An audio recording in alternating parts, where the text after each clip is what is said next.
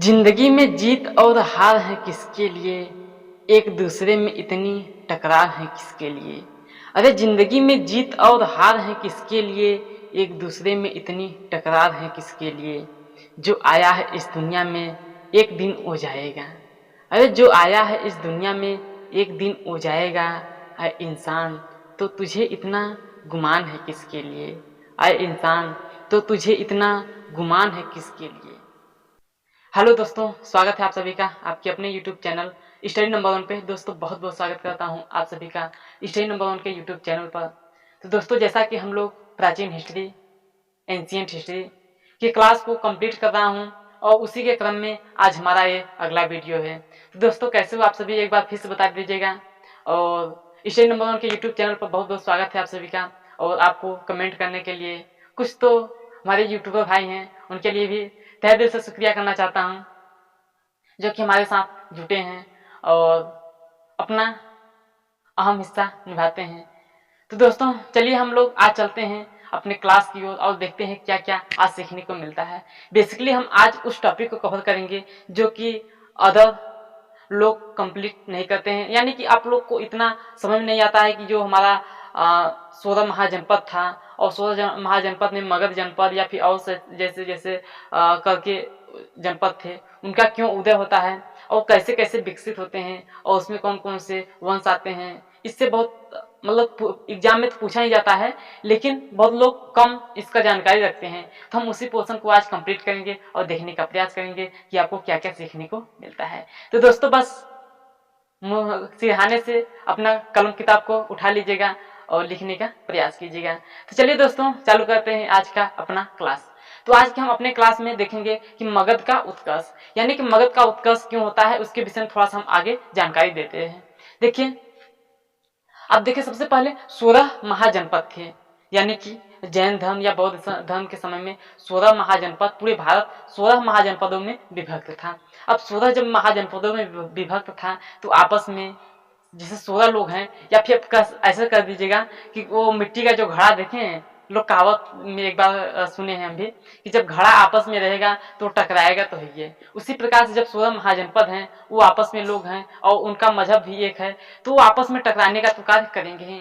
अब वही जो टकराने का कार्य करेंगे उसमें जो घड़ा फूटेगा उसका तो खेला खत्म, और जो बच जाएगा वही वहां का राजा घोषित हो जाएगा। तो उसमें हम देखेंगे कि किस प्रकार से मगध का उत्कर्ष होता है, किस प्रकार से मगध शक्तिशाली बनता है और उसमें कौन कौन से वंश आते हैं और कौन कौन से वंश में से क्या क्या देखने को मिलता है।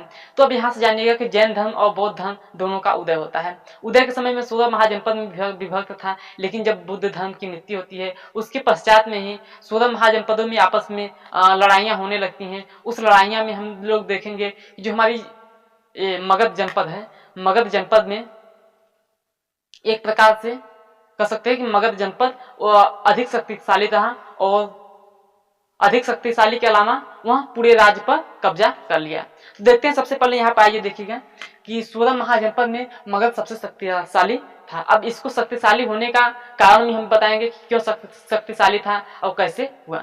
तो 16 महाजनपदों में मगध सबसे शक्तिशाली था और मगध का संस्थापक आप लोग जानते होंगे। मगध का संस्थापक कौन था? तो बृहद्रथ था। बृहद्रथ मगध का संस्थापक था। अब यहाँ पर हम लोग देखेंगे आगे के पार्ट में कि मगध शक्तिशाली होने के कारण, यानी कि मगध को शक्तिशाली क्यों घोषित किया गया, यानी कि मगध शक्तिशाली क्यों होगा और जैसे कि और महाजनपद थे तो वो क्यों नहीं शक्तिशाली हुए। तो हम लोग इसी को देखने का प्रयास करेंगे। देखिए सबसे पहले हम लोग बात करें तो यहाँ 3 पॉइंट हमने लिखा है कि मगध शक्तिशाली होने के कारण 3 है बेसिकली, एक तो आर्थिक और एक राजनीतिक और एक भौगोलिक। अब आर्थिक में हम लोग देखेंगे कि मगध आर्थिक शक्तिशाली क्यों था। तो सबसे पहले ये जान लीजिएगा कि पूरे भारत में लौह का तो आविष्कार हो चुका था और यह जो मगध था, मगध छोटा नागपुर के पठार का कुछ हिस्सा लगता था।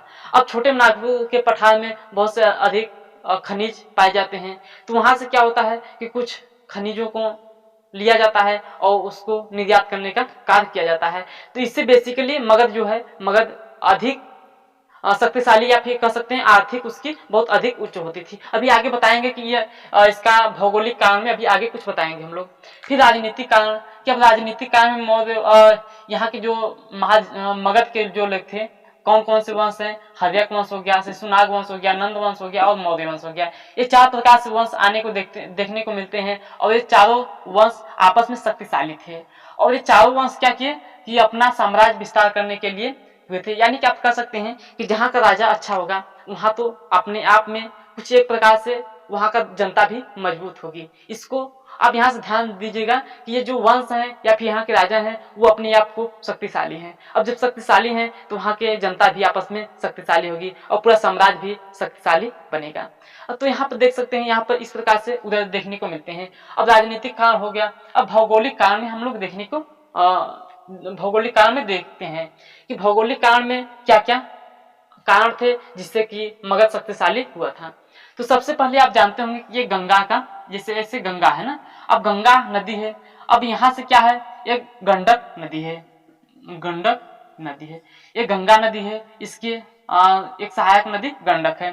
फिर यहाँ से एक क्या है, एक है सोन नदी, सोन नदी। अब इसी के बीच संगम में क्या है, पाटलिपुत्र है,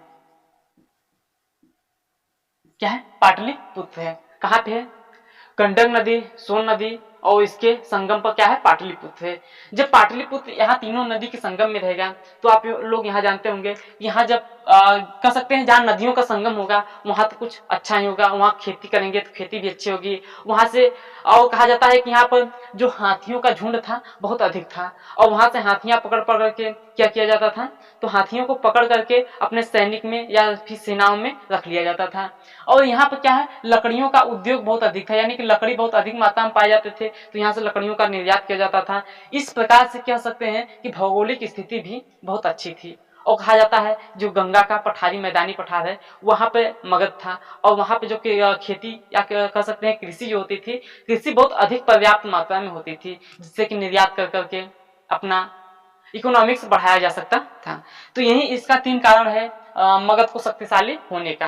अब फिर चलते हैं, देखिए अब यहाँ पर मगध के विभिन्न वंश आते हैं, उभर कर देखने को आते हैं। सबसे पहला वंश जो है हर्यक वंश है, जिसे पितृहंता वंश भी कहा जाता है। फिर अगला क्या है, शिशुनाग वंश है, फिर नंद वंश है और मौर्य वंश है। अब नंद वंश के बाद में मौर्य वंश की कैसे नींव रखी जाती है तो उसको हम लोग देखने का प्रयास करेंगे। देखिए जो हर्यक वंश है, अब सबसे पहले हम लोग हर्यक वंश को देखने का प्रयास करेंगे, फिर एक एक करके शिशुनाग वंश, फिर नंद वंश, फिर मौर्य वंश को देखने का प्रयास करेंगे। हालांकि मौर्य वंश को इस पार्ट में नहीं देखेंगे, अगली पार्ट में हम लोग देखने का प्रयास करेंगे। देखिए सबसे पहले यदि हम बात करें हर्यक वंश की, तो हर्यक वंश मगध का प्रथम एवं पितृहंता वंश के रूप में प्रसिद्ध है। जो हर्यक वंश है वो सबसे पहला वंश है और हर्यक वंश में एक विशेष बात है कि यहाँ इसको पितृहंता वंश के नाम से भी जाना जाता है। अब क्यों पितृहंता वंश के नाम से जाना जाता है, क्योंकि यहाँ का जो शासक है वह अपने पिता की हत्या करके वहाँ का शासक बनता था। इस प्रकार से आप लोग देखेंगे तो यहाँ के जो शासक है, जैसे कि हर्यक वंश है, तो हर्यक वंश की मृत्यु या हत्या किसने करवाई, तो अजातशत्रु, और अजातशत्रु की हत्या किसने करवाई, तो उदयन। तो इस प्रकार से जो कह सकते हैं कि अपने पिता की मृत्यु करके या हत्या कर करके यहाँ का जो शासक बने, तो इसीलिए इसको पितृहंता वंश के नाम से जाना जाता है। अब यहाँ का संस्थापक जो है, तो संस्थापक के नाम से बिंदुसार तो अलग है, लेकिन बिंबिसार यहाँ पर ध्यान से दिखेगा, बिंबिसार इसके संस्थापक हैं हर्यक वंश के। कभी कभी क्वेश्चन में पूछ लिया जाता है 1 नंबर के क्वेश्चन में कि बिंबिसार किसकी संस्थापक थे या हर्यक वंश के संस्थापक कौन थे, तो बिंबिसार थे। अब 544 ईस्वी में संस्थापना किए थे, हर्यक वंश की स्थापना 544 बीसी में किए थे। अब देखिए आगे, राजगिरी को राजधानी बनाया इन्होंने, क्या किया, राजगिरी को राजधानी बनाया। अब राजगिरी को राजधानी बनाया, इसके पहले हम लोग देख सकते हैं कि जो पाटलिपुत्र है उसको भी राजधानी कब और कहां चेंज किया था। सबसे पहले आप लोग जानते हैं कि राजगिरी आप कह सकते हैं कि सोन के जस्ट बगल में यहाँ पे क्या है, राजगिरी है, यहाँ पे राजगिरी है और यहाँ पे क्या है, यहाँ पे पाटलिपुत्र है। तो सबसे पहले इसी राजगिरी में राजधानी थी किसका, हर्यक वंश के राजा बिंबिसार ने अपनी राजधानी यहाँ पर बनाए। अब देखिए राजधानी बनाया, फिर इसके शासनकाल में कह सकते हैं एक राजवैद्य था, इनके राज्य में एक वैद्य था जिसका नाम क्या था, जीवक। और यहाँ से एक बहुत इंटरेस्टिंग पॉइंट चूज किया जाता है कि ये जो जीवक है, जीवक बुद्ध की भी क्या किया, सेवा किया था, और अवंती के राजा प्रद्योत की सेवा किया था, जो कि पांडु रोग से पीड़ित थे। तो जो अवंती के राजा प्रद्योग पांडु रोग से क्या है, पीड़ित थे, उनकी भी इन्होंने सेवा किया, उनका भी इलाज इन्होंने किया। कौन? जीवक। तो एक क्वेश्चन बड़ा पूछा जाता है कि जीवक किसके दरबार का राजवैद्य था? तो हर्यक वंश के, या फिर कह सकते हैं बिंबिसार के वंश में था जीवक। अब देखिए आगे क्या है, इन्होंने क्या क्या कार्य किए। अब सबसे पहले कार्य में यदि पूछा जाता है तो इन्होंने कार्य किया विवाह। अब विवाह क्यों किया? अब इसके लिए बहुत इंटरेस्टिंग पॉइंट है। विवाह इन्होंने कोई युद्ध करके साम्राज्य को अपने में मिलाने का कार्य नहीं किया, बल्कि इन्होंने विवाह के जरिए से कोई साम्राज्य, कोई राज्य है, उसको अपने राज्य में मिलाने का कार्य किया। तो उसी के संदर्भ में सबसे पहले हम लोग देखेंगे कि एक महाकोशला एक औरत थी, उनसे शादी किया, जो कि कौशल की क्या है, रानी है। कौशल की क्या है, रानी है, महाकोशला। इनसे शादी किया और कौशल को अपने साम्राज्य में मिला लिया। फिर आगे क्या है, चेल्लना। अब चेल्लना क्या है, वैशाली के राजा, या फिर कह सकते हैं वैशाली के नरेश की पुत्री चेल्लना है, उनसे शादी किया और दहेज में कुछ राज्य अपने आप को मिला लिए। फिर उसके आगे क्या है, क्षेमा। अब इन्होंने क्या किया, मध्य जो कि पंजाब की रानी है, उनसे विवाह किए, और विवाह करने के बाद में पंजाब के राज्य को भी अपने राज्य में मिलाने का प्रयास किया। अब देखिए आगे चलते हैं कि मगध का उत्कर्ष क्यों होता है, कैसे होता है। अरे सॉरी यार, मगध का उत्कर्ष तो ही पढ़ रहे हैं ना। अब आगे चलते हैं, आगे के क्रम में, जैसे कि सबसे पहले हर्यक वंश में बिंबिसार थे। कौन सा राजा पहले आए, बिंबिसार थे। अब बिंबिसार को हत्या करके अजातशत्रु राजगद्दी पर बैठता है। अब अजातशत्रु का एक नाम और है, कुणिक है, कभी कभी एग्जाम में पूछा जाता है, कुणिक। तो ये जो कुणिक देख रहे हैं कि 492 बीसी में पिता की हत्या करके राजा बन गया। कौन? अजातशत्रु, जिसका नाम है एक कुणिक है। अब देखिए आगे क्या है कि वैशाली तथा काशी को जीता। वैशाली कौन है? तो वैशाली उसी को कह सकते हैं, या फिर कह सकते हैं कि अजातशत्रु का ममहर वैशाली है। क्यों वैशाली है? जो कि वैशाली में इन्होंने अपनी विवाह किए थे चेलना से, तो इसका क्या होगा, मामा का घर वैशाली हुआ। अब मामा के घर में अब जब इन्होंने विवाह किया था तो कुछ राज्य को दहेज में मिला था, लेकिन कुछ राज्य तो छूट गया था, तो अब उसको इन्होंने युद्ध के माध्यम से जीता और जीत करके अपने मगध में मिलाने का प्रयास किया। अब जब आगे चलते हैं तो आगे बुद्ध के महापरिनिर्वाण, यानी कि आप कह सकते हैं कि जो अजातशत्रु के एक शासनकाल में बहुत अच्छा इंटरेस्टिंग पॉइंट पूछा जाता है कि जो बुद्ध धर्म, या कह सकते हैं कि बुद्ध के महापरिनिर्वाण का आपको मतलब मालूम होगा कि उनका निधन, या कह सकते हैं मृत्यु। उनकी मृत्यु के बाद में प्रथम बौद्ध सभा का आयोजन किया, किसने? अजातशत्रु ने। आपने अभी पिछले वीडियो में जो कि बुद्ध धर्म से पढ़ाया था, तो उसमें बताया था कि अजातशत्रु के शासनकाल में प्रथम बौद्ध संगीति हुई थी, तो वही है, प्रथम बौद्ध सभा का आयोजन किया गया था। अब इसके बाद में हमारा देखने को मिलता है उदयन। अब उदयन कौन है? अजातशत्रु के पुत्र हैं। अब पुत्र जो हैं, तब इन्होंने भी अपने पिता की हत्या करके राजगद्दी पर बैठे होंगे। जी हाँ, इन्होंने भी अपने पिता की हत्या करके राजगद्दी पर बैठे। अब देखिए, पिता की हत्या करके राजगद्दी पर इन्होंने भी बैठा, इसीलिए इस वंश को क्या कहा जाता है? पितृहंता वंश कहा जाता है।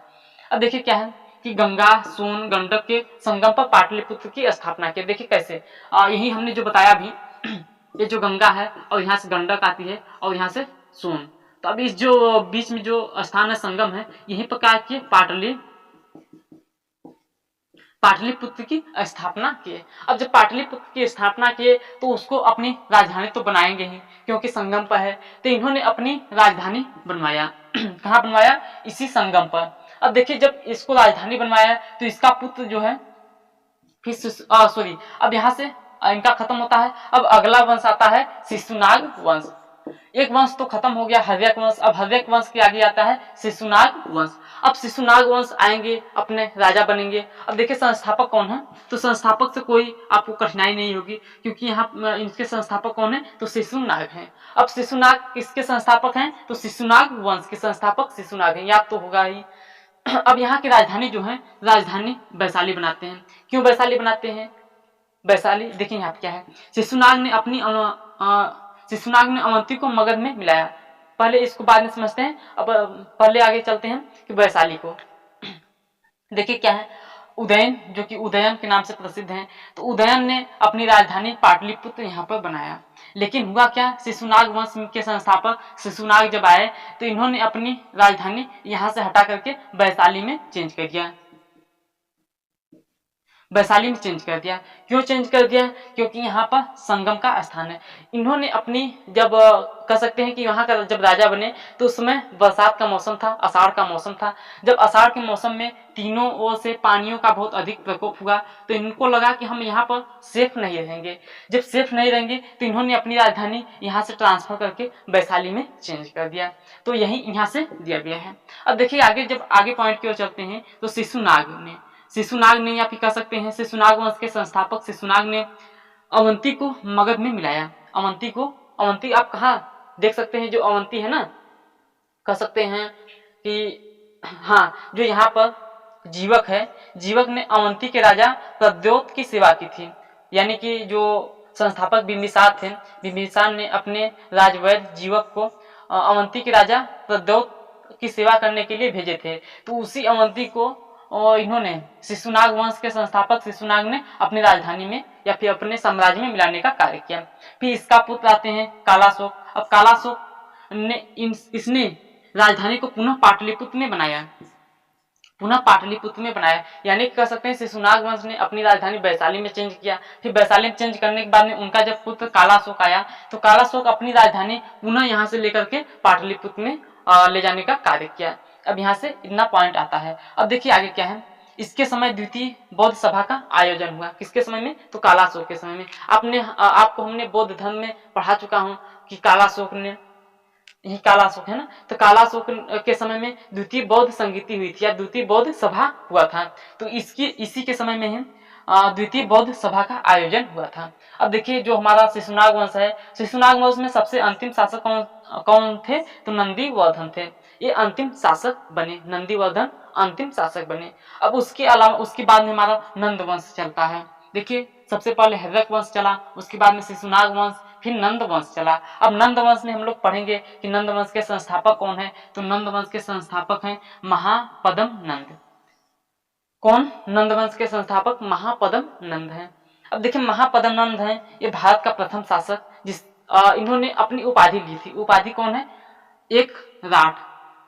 देखिए क्या है, सबसे पहले यहाँ पूछा जाता है भारत का प्रथम शासक जिसने एक राठ की उपाधि धारण की। एक राठ की उपाधि यानी कि उसमें कह सकते हैं कि जो अब बड़े बड़े राजा थे, बड़े बड़े राजा क्या करते थे, आप अपने आप को शक्तिशाली समझने के लिए बड़े बड़े उपाधि लेते थे। तो वहीं इनमें एक है महापद्म नंद, ने एक राठ की उपाधि ली। कभी कभी क्वेश्चन में पूछा जाता है कि एक राठ की उपाधि किसने ली, तो महापद्म नंद ने। किस वंश के संस्थापक हैं? तो नंद वंश के संस्थापक हैं। अब आगे देखिए क्या है, पुराणों में महापद्म नंद को परशुराम का दूसरा अवतार कहा जाता है। पुराणों में, हाँ, इसको पुराणों में क्या कहा जाता है?